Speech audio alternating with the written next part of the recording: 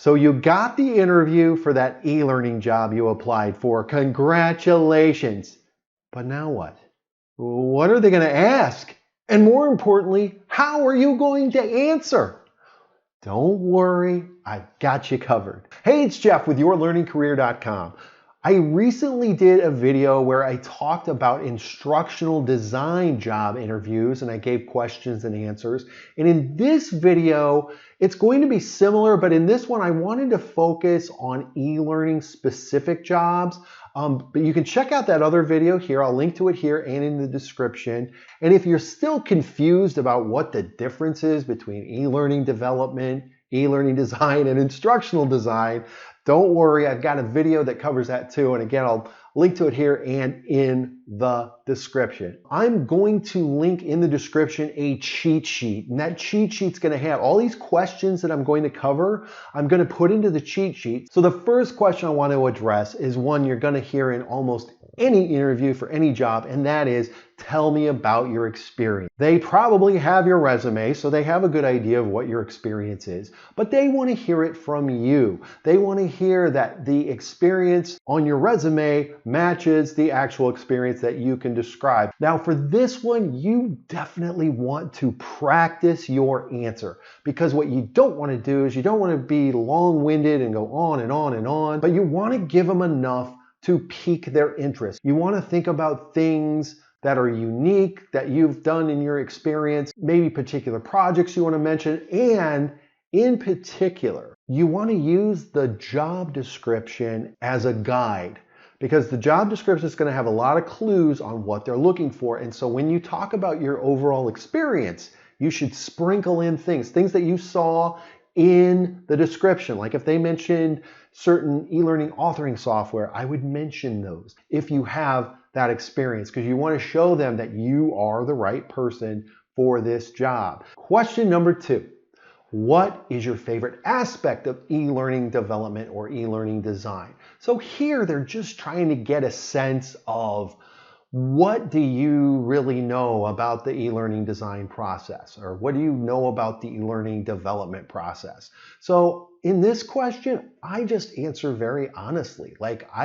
For me, my favorite part is when I'm actually building in the software. And what I would do is not only talk about your favorite aspect, but then I like to sprinkle in a success story. So I might say, I really love working in Articulate Storyline. And in fact, I just had a project where I produced a course in Storyline, and it was really well received and everyone really liked it. And it helped people learn the material, something like that. Be honest, talk about what you actually enjoy, and then tie it up with an example that shows how great you are at that aspect of e-learning design. Question number 3, how do you work with subject matter experts? Or they might ask, how would you handle a difficult subject matter expert? Sometimes the question is pretty generic about working with subject matter experts. And in those instances, I kind of want to highlight my project management skills. I want to show that, yes, when I work with subject matter experts, I make sure I have a meeting with them. I set the expectations. I let them know what I'm going to need from them. I give them a timeline. So in that case, I'm highlighting my project management skills. Now, if they ask specifically about a difficult subject matter expert, then I want to get across how I can work with anybody. I want to show that I'm a team player, I collaborate with people, and I don't hold a grudge. Like, one thing I want to be really careful about, I don't want to badmouth my subject matter experts, even if I have worked with someone who's really super difficult. But I will tell you this, in my experience, the biggest, probably the most common difficulty with subject matter experts is just they don't respond. So that's usually the example I use, and I just talk about how I'm very empathetic, I understand that they're very busy, and I'm patient with them, but at the same time, I'm persistent and I do whatever I need to do to get the information. So that's where I would go with that. Number 4, what is your process for designing e-learning? If you are actually doing the design of the e-learning, they want to know how you're doing it. Like, what process are you using?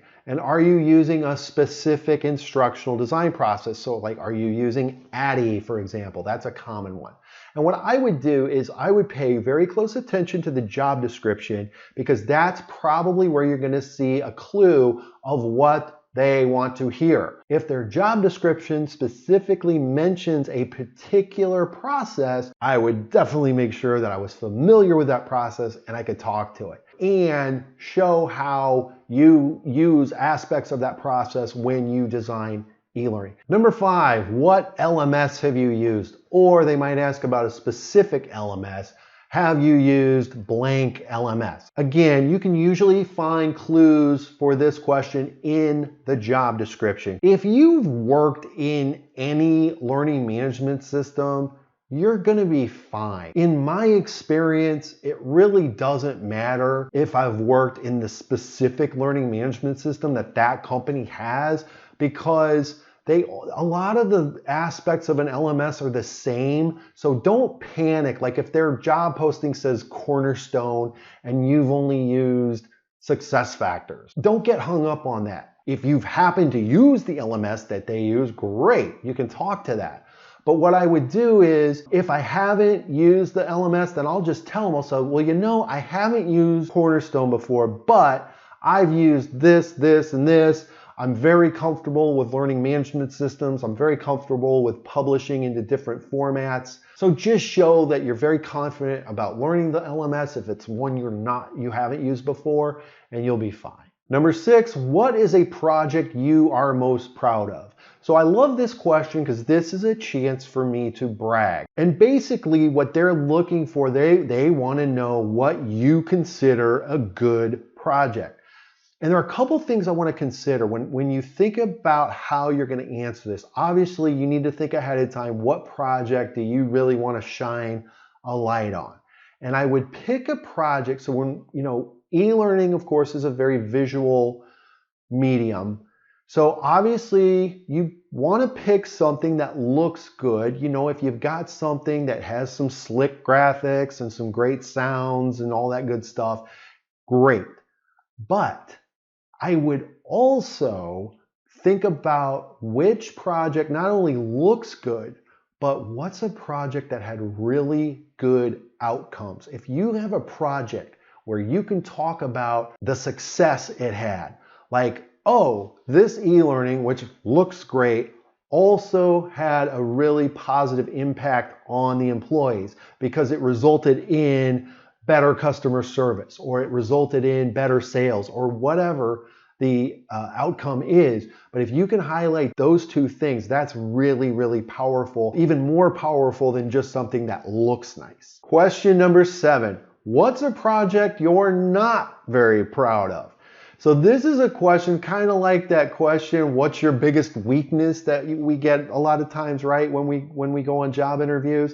And initially, when you get that question, it's like, oh no, I don't want to tell them about my failures, right? But this is actually a great opportunity for you to demonstrate to the interviewer how you overcome adversity.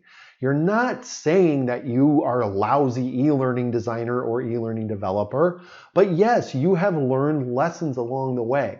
So what I like to do is I tend to use examples from early on in my career. So I talk about how, oh yeah, the first e-learning I had to create was a safety course, and it was boring. It was so boring. It was click, read, click, read, click, read. Of course, now when I create e-learning, I make sure that the learner is actually getting useful information that they need, and I make sure there are ways for them to apply what I'm putting in the learning. So you're telling the interviewer the lesson you learned from that, like, hey, it was lousy e-learning, but I learned something, and now I'm a better developer, I'm a better designer because of that. So that's what you want to get across with that question. Number 8, what software tools are you familiar with? Or they might ask about a specific tool. Now, if there is some software they use that you don't have experience in, that's okay, because a lot of these software tools, they're very similar. And if you know one, like video editing, for example,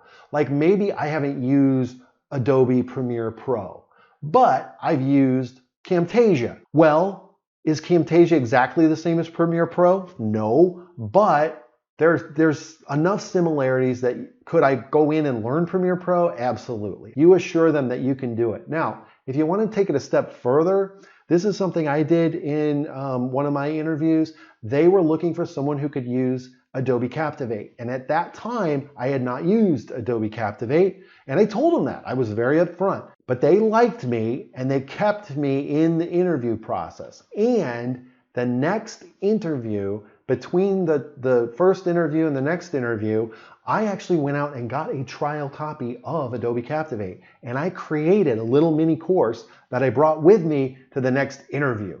And guess what? They loved it. They loved that I showed the initiative. And by the way, I was hired and ended up working there for 9 years. So don't worry if you don't have the exact experience in the software. If they like you, if you show them enough with the other questions, it doesn't necessarily rule you out. Number 9, how do you measure the success of your training? So of course, we want to be able to show, when we build training, the goal is that people's behavior is going to change in some form or fashion. They're either going to, they're going to learn a new software, they're going to use a new sales technique. So you want to be able to talk about successes that your training has had. So if there are courses that you've built, maybe you have a survey that you've built into it. Maybe there's an evaluation, whatever you use to measure training, make sure you have some kind of example. And even if you don't have a formal